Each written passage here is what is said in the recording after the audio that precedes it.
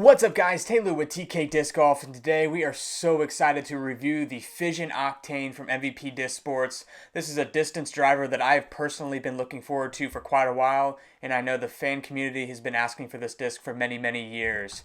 Here it is right here, the new third iteration of their Fission Plastic, I believe. Feels amazing in the hand. As you can see, it's not too crazy domey, but it is not board flat either like the Neutron Octane's. Got a nice comfortable shoulder.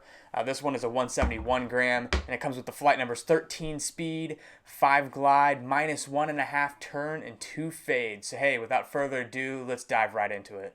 For those of you that don't know what Fission Plastic is, this is where MVP actually adds microscopic air bubbles to the core of the disc to make it as lightweight as they possibly can, but then they add weight filler to the overmold outside rim, making it more gyroscopic, extra glide, allowing the disc to fly farther. It can handle more torque, and it really locks in on whatever angle you add it on. If you hold it on a hyzer, it's going to lock in on that hyzer.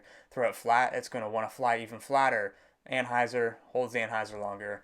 You get the drift. If you want to read more into it, I can link their website below to where you can read more about their Fission Plastic technology. But moving on to how this disc actually flies, on a hyzer release, the disc is super straight for the first 50 to 60% of the flight.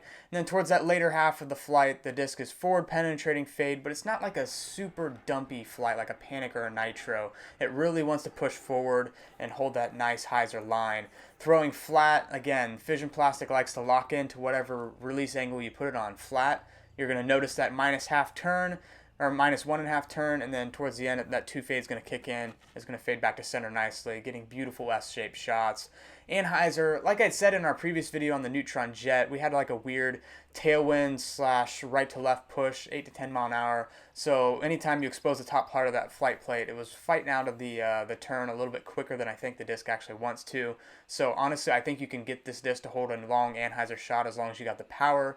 But this one, it would hold it for like 60-70%, and then it would flatten out and start to fade back towards center. Tyler was really crushing this disc, I gotta say. For myself personally, I was hitting about the 400 mark. Tyler had plenty of these that were hitting 430 to 440 on his maxed shots. Any of the ones where you saw the water splash up in the air, that was about that like 430, 440 mark. Once moving on to the course though, I'm really looking forward to trying this disc on some wide open holes for myself personally, but I know for a player like Tyler, the long, effortless hyzer spikes are going to be in play, and then if there's ever a gap where you just have to power a driver through there and commit and trust that the disc isn't going to turn too much on you, it's not going to fade too early, I think this is where Tyler's going to reach for that, to punch through a gap and trust that it's not going to veer too left or right for him. With all that said though, I really am looking forward to adding this disc to my bag. I do bag like 4 or 5 different distance drivers depending on stabilities and wind conditions. I can really see this one replacing one of my Mayhems that I use for just all around distance purposes. Into a headwind, I don't think I would use this disc. I'm still going to stick to like my Plasma Octane, or if it's crazy winds, I would probably still use my Neutron Octane. I've got a really board flat one that's super overstable. But for like my general distance, max distance shots with the wind or a crosswind that's pushing a little left to right, I'm definitely going to be working this one into the bag.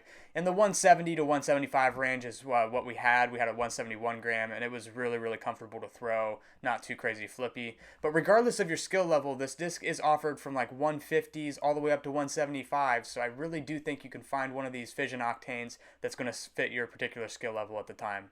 I do want to thank you guys for watching our review video of the Fission Octane. I hope you enjoyed. Be sure to hit that subscribe button to stay up to date on all of our videos we have coming up, and we will see you on the next one.